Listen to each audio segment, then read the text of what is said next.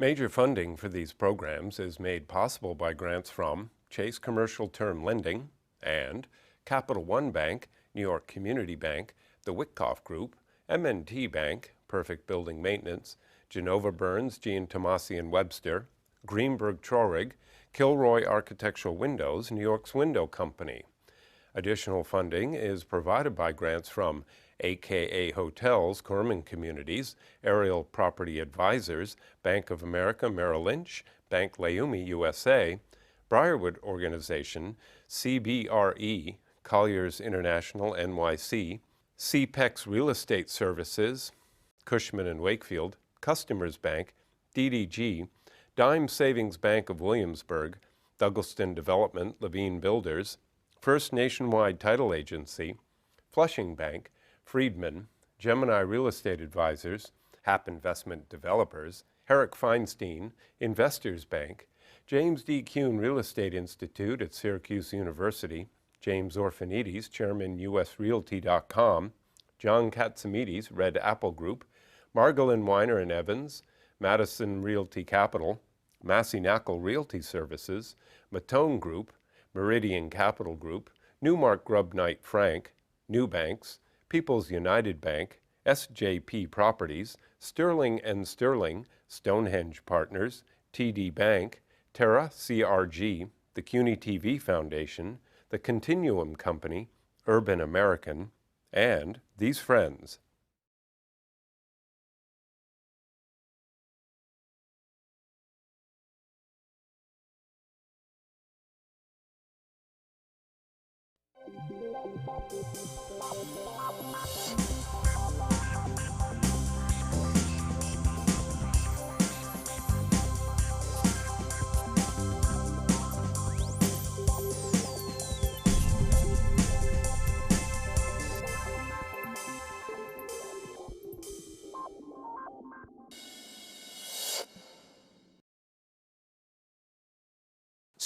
Everybody thinks that the office market is on fire in New York City, specifically Manhattan. The question is, I really don't know that answer. So I brought together these two individuals, these two guys who have been with me for 13 seasons, to tell me the truth of what's, I'm not sure it's going to be the truth, of what's really happening in New York City. I have Stephen Siegel, who is the chairman of global brokerage for CBRE. I have his counterpart, Bruce Mosler, who's the chairman of global brokerage. I have no idea what global brokerage is at Cushman Wakefield. And more important, I'm happy to have two friends together today. It's great to be here. By the way, we have many more offices than they do, so global brokerage is meaningful in my company. Yeah, what we try for is market share, not just boots on the ground. Now that you've, the first round has begun, wait a second. I didn't start. I didn't realize that That's I was, true. I didn't realize that I was doing Rocky, the last 20 minutes of Rocky over here. But I would like to know. You know, you've been on longer than Law and Order. Seriously, you realize that? I thought we were That's going to be nice unbelievable. today. All right. So, you know, I remember in 2007 when you had more hair, but you're doing a better dye job on yours right now. But, okay, I remember in 2007 when both of you were on the show and we would be talking and we said, can these rents be achieved? The rents that we were seeing. And at that time, there was something, there wasn't Midtown South. What's really happening with rents today? Rents are, or maybe have already returned to the levels of 2007. Activity is explosive, is the best way I can describe it. Large leases, as Bruce and I were discussing earlier. Are What's a large lease for my viewers? 100,000 and above. Yeah. And even 300,000 and 400,000 foot leases are being made with are at substantial numbers with an 8 in front of it to start for tenants of substance. White and Case recently executed a lease for $88 starting rent for 450,000 square feet. I think the market's on fire. I could go on and name. So the market's on fire is what you're saying, but what's happening? Are tenants still getting some of the concessions that they were getting before? Are they getting that type of work letter with a certain amount of, is it an $80 work letter? How many months of free rent? You know, because it's variable in the world today. No, and I think what Steve said is that true rents, net rents, are back to eclipsing the 2007 time period. So it's true rent. The other point I'd make, Michael, is that what we've seen is sort of a shift in the epicenter of the marketplace, and it follows that the fire or financial sector drove the market back in 2007. Today, what's driving it is what we call the TAMI sector, the technology, advertising, media, information-based companies, and their shift is to the west, to efficient buildings, to Midtown South. Those rents have been driven up exponentially, and that's the new epicenter of the market. Demand is coming from there, growth are in we the talking market. that- But now they're also rolling into the downtown. And to market. downtown, absolutely. 122 tenants Yep. have moved downtown in the last 3 years, 22 left. Yep. A net gain of 100 tenants, and the diversity used to be But why financial but loss. why period. hasn't One World Trade Center rented more tenants? It hasn't been 2 years. Well, because it wasn't ready, number one. Number two, right. the rents time. are, you asked me about earlier when we were off stage about B buildings. B buildings offered an alternative to tenants that was very cost effective, and One World wasn't, Four World wasn't. And now they're coming more in line with what's available in terms of rents. But their incentives. aren't there incentives in the World Financials and World Trade Center that outweigh some of the opportunities to go to the B buildings? No. But the cost of the new product, even with the deduction of incentives, if people don't take into consideration the efficiencies of those floor plates, the LEED certification, which gives it a clean workplace, if they just want space, there was a period of time where B just outdid A+.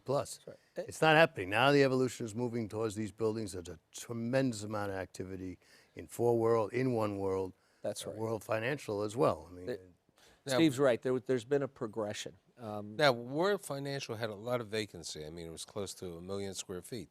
Who's moving to the World Financial? if the leases they have pending right now, they have 2 million feet, are all executed and they seem likely, they'll have 200,000 to 300,000 feet left in the entire complex. What about the Mercantile Center? You mean the new building they purchased? I don't think they've really positioned it. It's half leased. The purchase included a half lease back for 15 years, so they'll have half the building. I think they have to reposition that and do some work on it, but that'll lease. I mean, years ago when we were on the show together, you know, it was Times Square originally, you know, Boston Properties over there. Today we're talking about the far west side. You know, we're talking about a variety of situations. You know, we know about Related's deals where they basically did certain savings arrangements to get the tenants over there. How do you see the west side? I know you're involved with Brookfield. I know you have some involvement on the west side. How do you see the west side, the number 7 train, the effect on the what's happening over there, you know, all the new hotels and other things? I think you sort of just touched on everything that's the rationale and why people want to be on the west. First, I think it was an infrastructure investment. Certainly the 7 line was a major plus for the area. Secondly, tenants want to move to new efficient floor plates, and you can only get that moving west. So I think demand has picked up. People want to be in the west. It's where the major developers are, so they're excited to be there. The High Line has become a major source of attraction. High Line's a very Live, work, play, High Line, infrastructure, Let's talk about the High transportation. Line. That's what's I mean, happening. we have a couple of boutique buildings being built on the High Line. The Albanese boys were supposed to, you know, they're pending if they're going to do something. You know, some of the guys who have relationships with your organization have the meat packing in the High Line. What's happening over there? What are the rents like? What are the, and who's moving there? Some of the rents in the meatpacking are Triple digit. they're over $100 a foot. Yep. Now. And there's a couple of new buildings being developed. One by Atlas on 15th Street. That's going to be north of 100, certainly high 90s, and deals pending. It's just a highly coveted area. I think part of what maybe people are missing is that these are all cities within the city. Midtown South, downtown, the west side.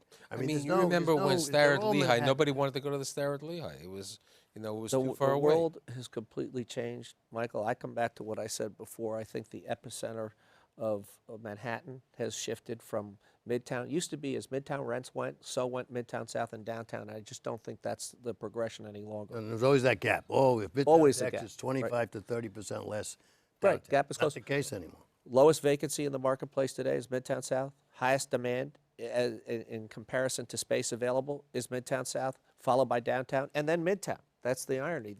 It's shifted. Not to say Midtown rents aren't going to continue there was always the to question move.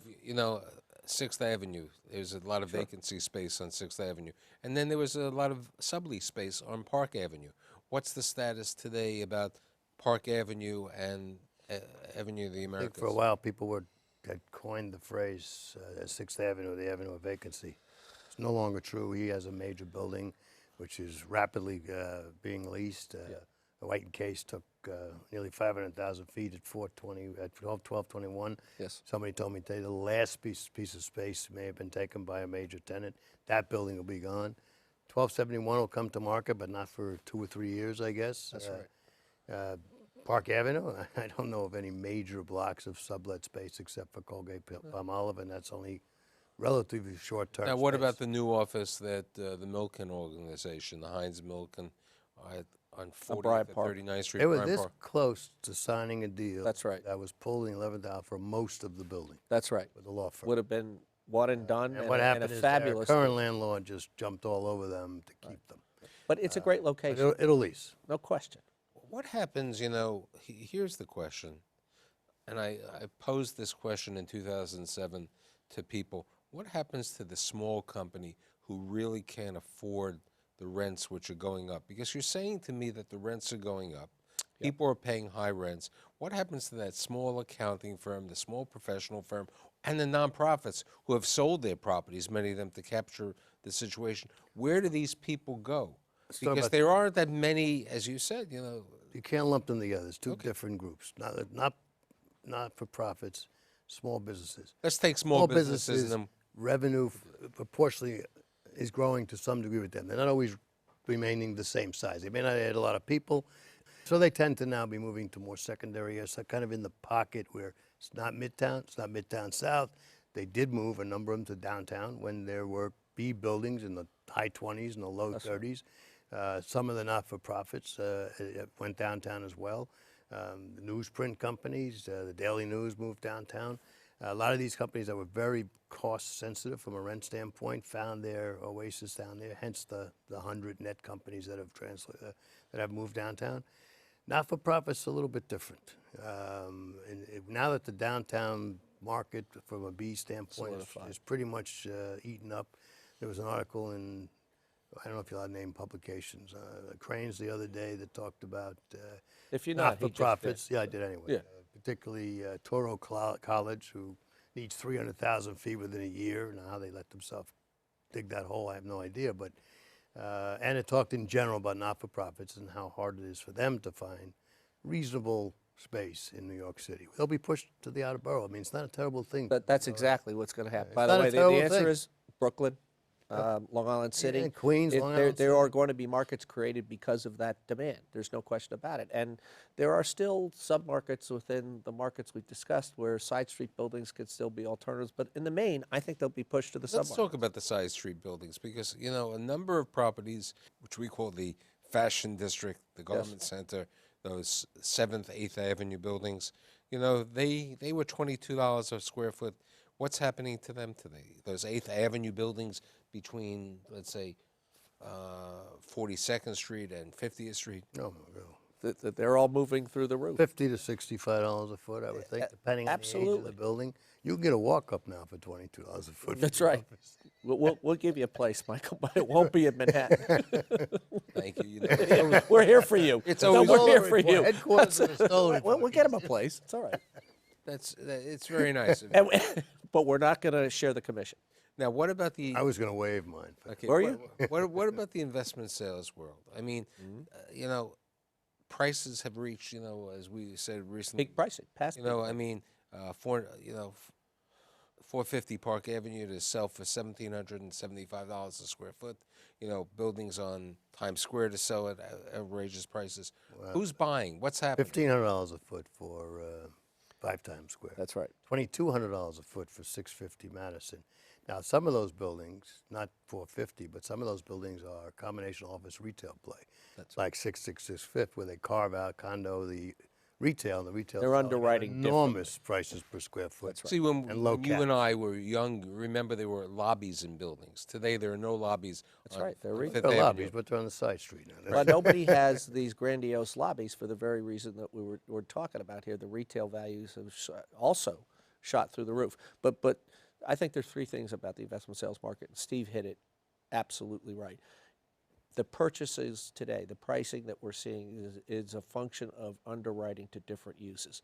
So with 650, it was a retail office, perhaps down the line Right, because if conversion. you looked at everything, It could be a redevelopment. It's all we're saying is that to get to the pricing today, you have to underwrite a little bit differently than just pure office. That's how you get to the numbers.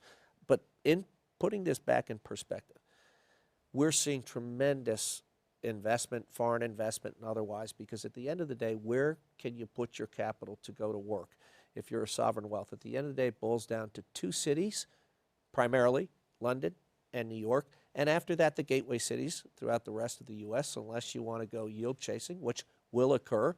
Then it's the top-tier secondary cities. But the United States is a safe haven. Capital continues to come in, and pricing continues to go up. There's not a lot of new development against the current demand. When one capital source seems to be tapping out, That's right. there comes another one right behind them, all new, all different, and from different parts of the world. healthcare, you recently sold the building to NYU Medical Center. Do you see healthcare trying to acquire more properties today, especially if a healthcare I do. institution owns the property and they're a nonprofit, they're not paying real estate taxes? Positively. I think Mount Sinai it's just plain economics. Mount Sinai is in the market for 500,000 square feet. That's right. And they'll want to either purchase or condo a portion of a building if they With can. regard to that, do you see more tenants, similar to what happened at Columbus Circle with 3 Columbus over there, with a company buying their space? Because at one time there was a discussion of people buying their space, they get landlocked. My opinion is there has to be a compelling reason for a company that is not a real estate only decision, and maybe a capital sourcing. But I've got to tell you, to me, it's never been the right option for a mainstream client or tenant because, like you said, you call it landlocked. They're locked into a ownership position, and if growth occurs or contraction occurs, they have to sell their space. They're not looking at an end at some point of a lease term. Yeah, and I would just for the moment take a contrarian view and say that if you look at some of the future questions around gap, and if you look at some of the benefits that these corporates can get from ownership in terms of depreciation and otherwise, that despite the fact that Steve is right on balance, that you would say put your capital use in your core business, I think that there are corporates that are beginning to look at Right this now, Well, they have to as because of. exactly. But a number of nonprofits have signed these long 30-year leases, so they don't have to pay real estate taxes, like the City University. Yeah, that's another structure. United That's a Cerebral different Palsy, structure. in Different that structure. You get situation. different benefits out of that, right, than ownership. But the idea that you were landlocked today, I think most corporates are looking at trying to be as efficient as possible, so they don't mind to have that rigidity to the structure of their deal. I think there are benefits to ownership that including future gap changes that may push some corporates in that So direction. here's But on the other hand, they're not going to have a lot of opportunities to purchase because of what we just said about That's the bigger issue. sales. They're not gonna- Frankly, that's they're the not bigger going to issue. make. It's not going to make sense for them to pay we those kind were of talking, prices. there are certain sites on the west side which have mixed zonings, okay? The Right. question is, can they be residential? Do you see more office space being built on the west side, or do you see more residential? I mean, certain sites are commercial or versus hotels. I mean, I think some of these sites, because of the office development at Hudson Square and a couple of others, Hudson Yards and a couple of others that are being contemplated, some of the other sites will go residential at the appropriate I agree time, with and Steve. they'll do very, very well. You bring up Hudson Square, which I believe, I spend time down there when I go down to 1010 Winds. What's happening over there, that market had done very well. It's still doing very well. But is it as explosive as it was a couple of years ago? I think it is. I think it's. I think if it's not, it's only because of a lack of availability of any large blocks whatsoever. Yeah, Yes. it's being tapped out is the answer in part to what you're saying. Do you see Trinity, who is the largest owner of real estate over there, who I do remember a couple years ago had plans to perhaps build over there. Yeah, I think a building or two will be developed, I agree. redeveloped on their sites. I agree. It is the hottest market in the country. There's not enough space to meet demand right now in the marketplace, so you could very well see a building or two go up. That makes sense. Bruce mentioned Tammy. Google has made a public announcement that they want 20 to 25,000 employees. This is a beachhead that they want to establish in a significant way.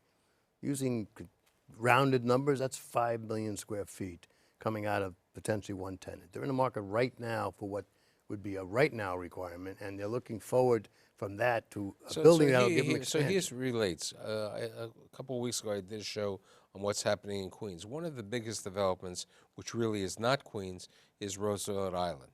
You have the Technion Cornell institution opening up there. So you're going to have this big market over there. You know, there are still certain locations which are commercially zoned in Long Island City, which are not for residential.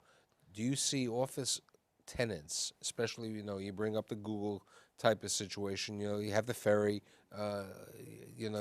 Problem is transportation. I mean, I've moved a tenant or two to Long Island City.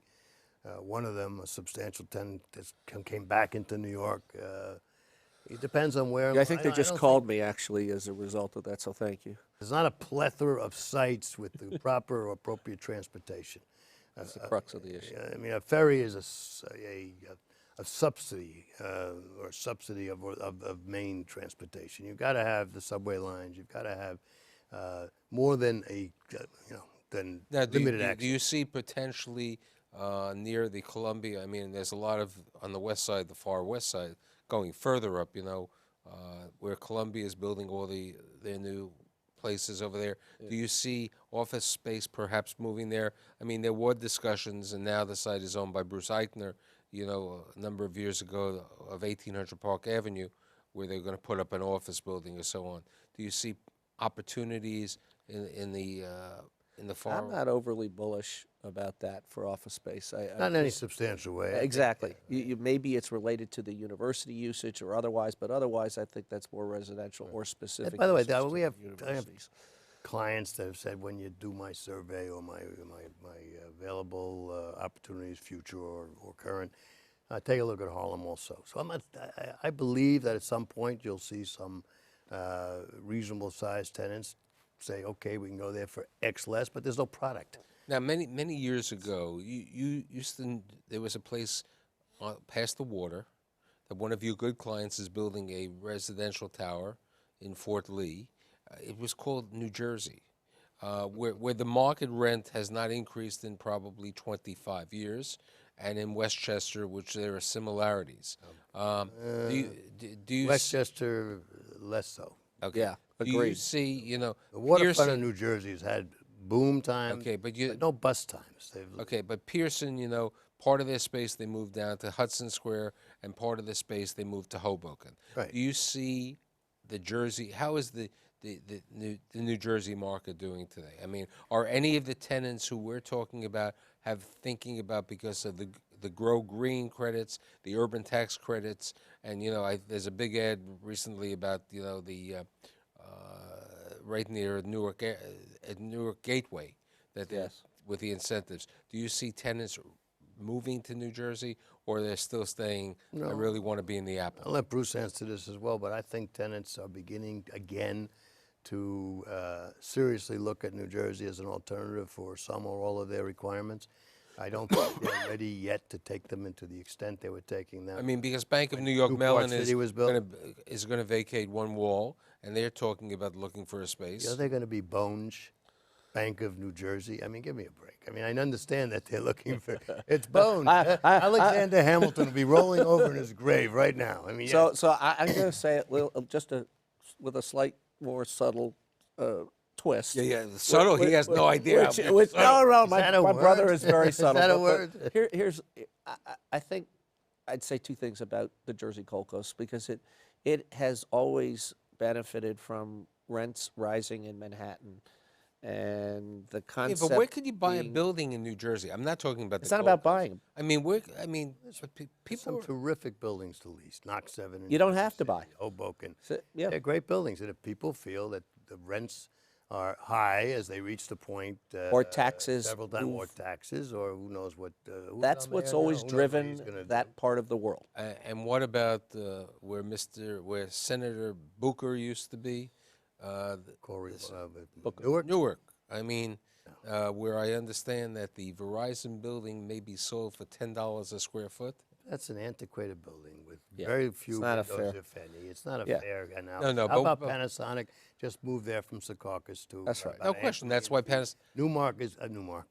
Prudential is Newmark. Prudential's moving their Prudential's corporate headquarters. building. No, You'd have to they're talk to there, Barry. But they're building. But they're building a consolidated building for 600,000 square feet, reestablishing or confirming their presence there. And there are other tenants looking at what limited product there is. You can't use the Verizon building. I mean, that's No, but I'm talking but in general about Newark. What's your? I think there's some good product there. some good And- product. and- It's and- always had an issue because of Yep. the limited there, same thing, limited transportation and better options elsewhere. There's a moment in time in which these markets lift, and I think we're getting to that point where Manhattan rents are rising. Companies are still looking at their bottom line. Balance sheets still drive decision making by CEOs, and New Jersey will see some activity. There's just no question about it. The benefits are too great.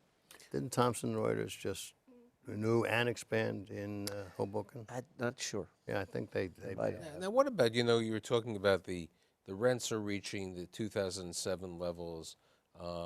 What's happening with regard to those super high rents? I mean, I believe I read because I got statistics from one of your other competitors, even though there aren't. Just any read other ours. competitors. Just Okay. I didn't know Make they it had simple. statistics. we, Still do that? yeah, we have a chief economist. You have a cheap. At the top of 9 West just leased for $245 a square. Which building? 9 West. 57th Street. It's somewhere over on the west side.